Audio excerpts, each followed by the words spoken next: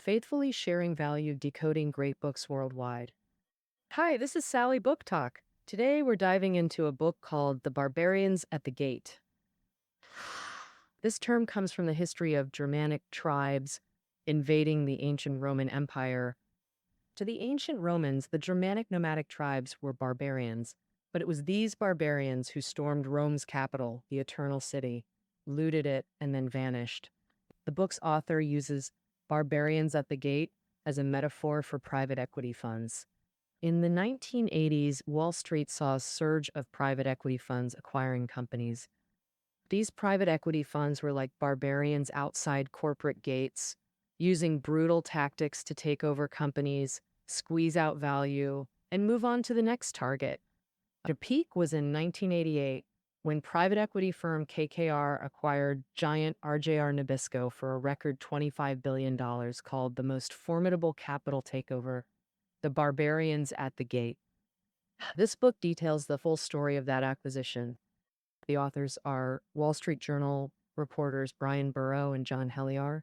And this merger was full of twists. Parties formed alliances and rivalries centered on capital markets, using tactics like propaganda wars, espionage, and decision games, making it a textbook case of corporate takeovers. The book has two main players, the acquired RJR Nabisco and the acquirer, KKR. Many folks might not know RJR Nabisco, but if I mention Camel cigarettes and Oreo cookies, you're probably super familiar. Yet RJR Nabisco owned these two legendary brands.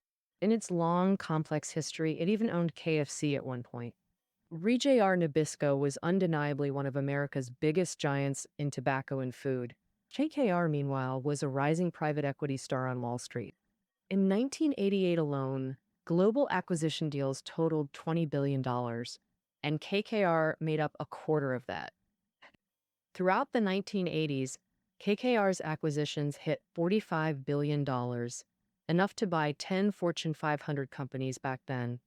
Back then, the president of RJR Nabisco was Ross Johnson. Johnson was born in Canada to a lower middle-class family, growing up amid the hardships of the Great Depression. After college, he worked as an accountant for several years, sold light bulbs, and even took on part-time gigs. He taught at a university. He had this awe-inspiring talent for sales and socializing, all of which eventually landed him the top spot as president of RJR Nabisco. For the first 2 decades of Johnson's career, he bounced around a bunch of mid-sized companies, yet his work remained stagnant. Up until age 42, Johnson was a nobody, but his talents outside of work were crystal clear. He loved all kinds of parties, sipping scotch and chatting freely with anyone about anything. He enjoyed spending and indulgence. Even in his early broke days selling bulbs, he'd slash sales budgets to splurge on wining and dining clients at top golf courses, dining at the fanciest restaurants. The driving force behind private equity firm KKR was Henry Kravis. Kravis's ancestors were Russian Jews. He moved to Atlanta with his family as a child. Like Johnson, Kravis also grew up amid Great Depression hardships. From a very young age, Kravis was forged into someone mature, disciplined, and unafraid of responsibility. At 17, while in school, he worked part-time as a mail clerk. One morning, Kravis woke up with burning eyes, completely blind. But he still pushed through and finished his mail route. After college, Kravis joined Wall Street's Bear Stearns, where he quickly mastered buyouts. He then convinced his boss to jump ship with him, roped in his cousin, and founded KKR, a buyout-focused PE firm named after their initials. Kravis was Wall Street's rising star. He and his wife hit elite parties nightly, schmoozed at high-profile events, and caroused with Donald Trump. So how did Kravis target RJR Nabisco? This was absolutely tied to the mess RJR Nabisco was in back then. Originally, in the tobacco biz, once a monopoly formed, it was a license to print money. Throughout the 1980s, corporate swagger, RJR Nabisco netted over $1 billion yearly, cash flow so insane that CEO Johnson once boasted at an executive meeting, "Our biggest challenge is figuring out how to spend all this cash." Well, this guy sure didn't disappoint when it came to spending. Johnson approved buying 6 jumbo jets for the corporate fleet. Just their private hangar at Atlanta Airport covered 2,500 square meters. But behind this insane wealth had a massive crisis. After the 1970s, smoking kills became universal consensus. Lighting up turned politically toxic. In fact, during RJR Nabisco's takeover battle later, folks tried recruiting Warren Buffett into the fray. Though Buffett loved their cash flow, he noped out immediately. Simple reason: he wanted zero ties to cancer-causing business. Investor distaste for tobacco tanked RJR Nabisco's stock. By 1986, their shares stalled at $70, half what they normally fetch. Problem: in America's corporate world, stock price is king. Only rising shares keep the board backing management. So Johnson's top mission became pump up that stock price. He tried 3 fixes. First, streamline operations, boost efficiency, and market harder to pretty up financials and lift shares. Solid approach, but totally missed the real disease. The stock slump wasn't about operations. It was society screaming smoking kills. Plus, the right way worked slow. Who knew if management survived board pressure before shares rose? Distant water won't quench today's thirst. Second idea: team up with Marlboro. Pure wishful thinking. Predictably, Marlboro shut him down. The third approach: dumping massive funds into developing a smokeless cigarette called Premier, marketed as healthy and harmless. Johnson hoped this radical move would fix the stock slump at its roots. But developing smokeless cigarettes was insanely expensive, took forever to research, and created marketing contradictions. If they advertised Premier as non-toxic, wouldn't that admit regular cigarettes were harmful? But if they didn't push the harmless angle, what was Premier's selling point? You know, worst of all, it smelled awful. Testers said it reeked like crap and puffed like a fart. Market prospects looked bleak, and with all 3 fixes failing, someone then suggested Johnson use the low stock price to buy the company via leveraged buyout and become owner. So they even introduced him to Henry Kravis, head of KKR, the leveraged buyout king. One day in 1986, Johnson visited Kravis's luxury Manhattan penthouse. Walking in, he gaped at Rembrandt and Monet originals casually hung on walls. Before this, Johnson thought his corporate jets, Palm Beach penthouse, and lavish company-funded excess made him a wealthy man. Humbling shock, ego deflation had him realize he was practically a beggar compared to Wall Street's financial titans. There, Johnson grew intrigued by leveraged buyouts. So what exactly is a leveraged buyout? It's borrowing to buy a public company, using the target's assets as collateral for bank loans or junk bonds. Buyers typically put down just 10% of their own cash as leverage, then borrow the remaining 90%. Once acquired, new owners ruthlessly restructure, slashing costs through any means necessary. Think: getting R&D budgets or mass layoffs to inflate profits and beautify financial statements. Then they relaunch the IPO, cash out, repay debts, and pocket the profit. This approach feels like getting something for nothing. And once the buyout's done, the buyers' short-sighted tactics often wreck the company's long-term edge, sparking tons of backlash. So they called these leveraged buyout guys barbarians, storming cities and looting wildly. Thus, Barbarians at the Gate became shorthand for leveraged buyouts. Fearing the fallout from leveraged buyouts, Johnson molded over and politely turned down Kravis's plan. Johnson figured his company was financially solid. Cash flow booming, more money than they could spend. The 70-book stock price wasn't great, but bearable. And if a buyout happened, shares might soar, but to pay debts, perks would vanish. No free corporate jets, no Palm Beach luxury pad, no company-funded extravagance. So why risk a leveraged buyout then? This might have just fizzled out, but a sudden financial crisis changed all that. On October 19th, 1987, New York's stock market faced Black Monday. The index crashed 22% in one trading day. RJR Nabisco's stock price plunged below $40 a share. Shareholders lost big. If $70 was kind of tolerable, 40 was downright unbearable. With the year-end board meeting looming, the huge investment in Premier Cigarettes flopped and the stock price halved. How's management going to explain this to the board? Disparate resolve, turning point energy, Johnson decided to go all in. Why not make a bold move? Management would buy the company via leveraged buyout themselves, seizing control. To pull off a leveraged buyout, you've got to team up with an investment bank. Investment banks handle debt financing. Naturally, Johnson first approached Kravis, the leveraged buyout king. Partnering with KKR meant smooth sailing. But Johnson worried KKR was too big, might bully clients. This buyout was about management becoming owners, not swapping bosses. More importantly, Johnson was longtime friends with Jim Robinson, CEO of American Express. Nepotism's a universal rule. Why not give the deal to an old pal?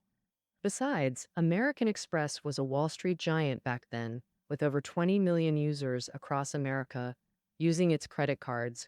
Even the White House had to treat American Express politely. Its clout was undeniable. Shearson Lehman, under American Express, was a seasoned pro in leverage buyouts. So Johnson approached Robinson and Peter Cohen, head of Shearson Lehman. They clicked instantly, and a leverage buyout consortium formed fast. The consortium included RJR Nabisco Management, American Express's Shearson Lehman, and later Salomon Brothers, a Wall Street veteran investment bank invited by Shearson. Once assembled, they quickly drafted a concrete takeover plan, a surprise attack at $75 per share, targeting all 220 million shares of RJR Nabisco, totaling $17.6 billion. For financing to stay independent and avoid reliance, the consortium skipped junk bonds, funding it all with commercial bank loans. Bankers Trust grabbed this chance to finance a leverage buyout of a quality public company, pledging to raise $16 billion globally for Johnson's group. Management also planned to sell RJR Nabisco's food division post-acquisition, keeping only tobacco.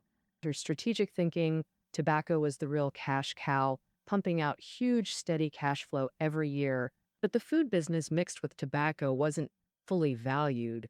Restructuring could fix market undervaluation and unlock massive profits. After finalizing the plan, in October 1988, Ross Johnson formally proposed a management buyout to RJR Nabisco's board. Johnson's game plan was to lean on board members, long-standing support, and deep friendships built over years. Launch a blitzkrieg during the board meeting to wrap up the buyout cheaply. But facts later proved Johnson severely underestimated the board's adaptability while overestimating their friendship.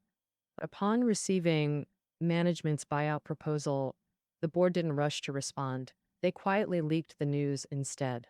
This takeover battle would no longer be an easy blitzkrieg. The Wall Street sharks would swarm in. First challenger, Henry Kravis of KKR. When Kravis learned Johnson planned a 75-share leverage buyout, an idea he'd proposed first, he fumed at Johnson's double cross, stealing his concept while cutting him out. How could he swallow that insult? Plus, $75 was absurdly low.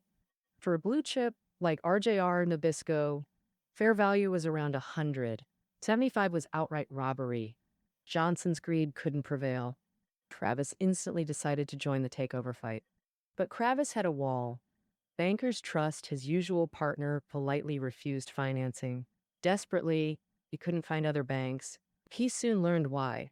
Johnson's team had secured Bankers Trust, first with an exclusivity clause, blocking rivals. Tempted by this deal of the century, Bankers Trust accepted the terms. Crosby pivoted instantly, ditching bank loans, betting everything on junk bonds. He cut a deal with Drexel Burnham Lambert, Wall Street's junk bond king, to finance the buyout. With financing set, Kravis formally bid $90 per share to RJR Nabisco's board. He also promised to retain most of RJR Nabisco's food business post-acquisition. Johnson side immediately raised the bid to $92 per share upon hearing the news. Kravis then counted, upping the offer to $94 per share. Johnson's side played their ace, believing commercial banks' credit power dwarfed investment banks' junk bonds. They went all in with a knockout bid, hiking it straight to $100 per share. Facing Johnson's $100 offer, Kravis was practically losing his mind. As RJR Nabisco's insiders, Johnson's team knew every financial secret. Total mastery. Remember, before Kravis jumped in, nearly all leveraged buyouts were management-led.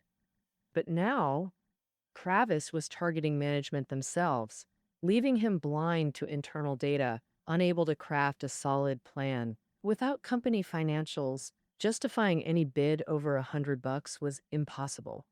After all, every extra dollar jacked up the total cost by millions. You can't blow over $200 million just for bragging rights. So Kravis became like a blind rider, eager to charge but terrified of crashing, stuck between a rock and a hard place. Just as Johnson smelled victory, First Boston suddenly joined the fray, turning this two-horse race into a three-kingdom war. First Boston told RJR Nabisco's board, "Give us time, we'll bid $118 per share." The board happily agreed to wait. First Boston would polish their plan for another bidding round. Ironically, First Boston's entry gave Kravis a lifeline to snatch victory from defeat. Kravis calculated the board's delay meant time to gather intel and refine his strategy. So if someone could bid $118, any offer below that was suddenly fair game. But could First Boston actually pull off their financing? From his intel, First Boston had just undergone internal restructuring. Star managers from their leveraged buyout division all bailed. Along went their expertise, experience, and client networks. Freshly crippled, First Boston joined the battle not to win, but to grab headlines and rally internal unity.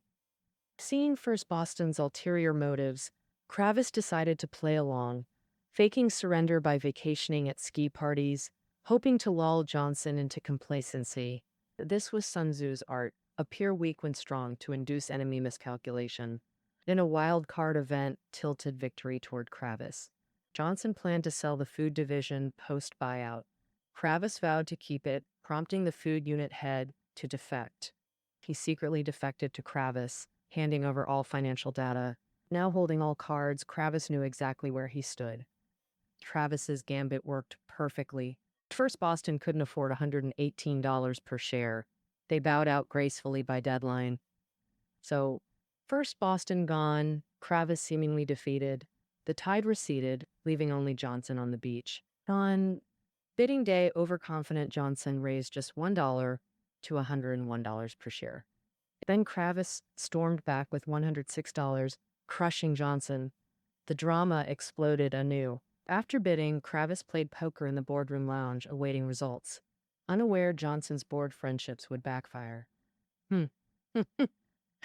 A board ally leaked Kravis's bid to Johnson. Johnson instantly countered, $88 to $112 per share. Critical. Bid should be confidential. This wasn't an auction. But the board leaked one bidder's offer to the other. Kravis erupted in fury, ready to storm out. RJR Nabisco's chairman chased him, promising a $45 million consultation fee if he'd wait an hour. Waiving the $45 million check, the chairman reenacted Han Shin chasing Shao He under moonlight.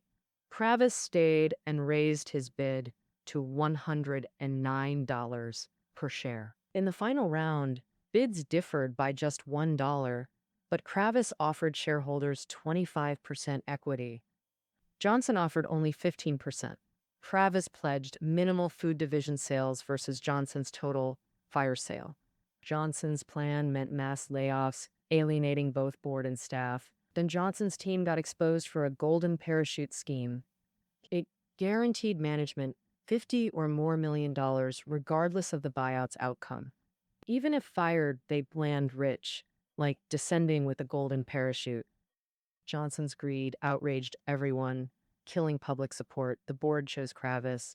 On February 9th, 1989, Kravis won the $25 billion battle at $109 per share. Ex-CEO Ross Johnson exited in disgrace.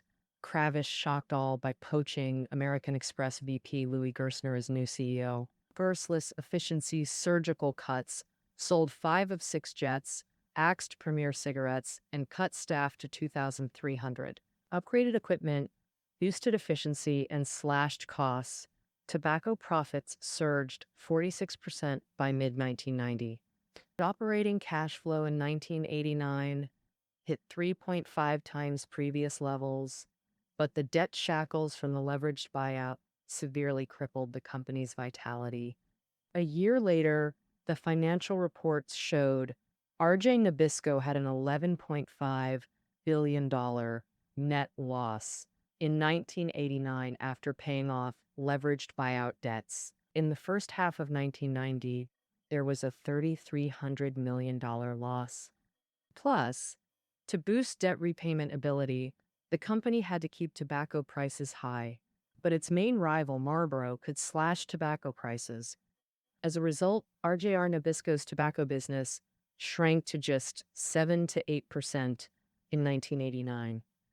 Facing this crisis, new CEO Gerstner, lacking tobacco experience, was helpless and resigned in 1993, moving to IBM as president.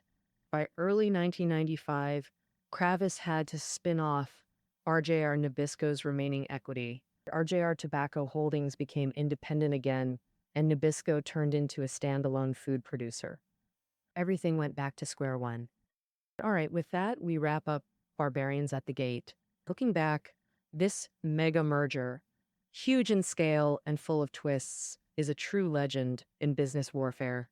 The first key takeaway was the war between investment bankers and company management. Typically, leverage buyouts go hand in hand with management buyouts. Investment bankers and management agree upfront on price, financing, and post-acquisition plans for restructuring. They cut costs, boost efficiency, and sell assets to repay debts. But in this case, Kravis's KKR and RJR Nabisco management were rivals. KKR didn't even know the assets and had to bid blindly, resulting in financial capital's triumph. The second highlight was junk bonds beating bank credit, shadow banking's victory over traditional commercial banks. Shadow banking means credit activities outside the traditional commercial banking system. The most common shadow banking for ordinary folks is microloan companies. But in capital markets, shadow banking mainly involves securities, mortgages, and refinancing.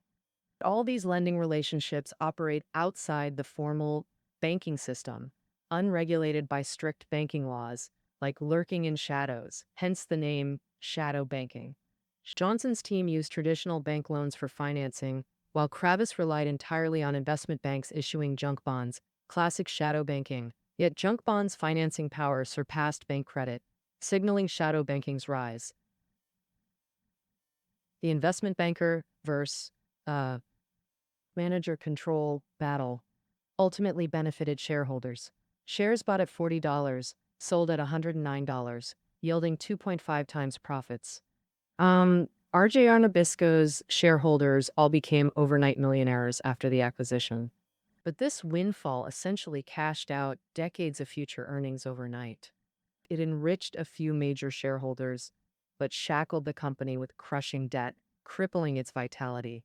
Critics see this capital game sacrificing a company's future as financial capital's savage plunder of industry, making its players barbarians at the gate. All right, barbarians at the gate. That wraps up our interpretation. Reading notes are below the audio. See you tomorrow.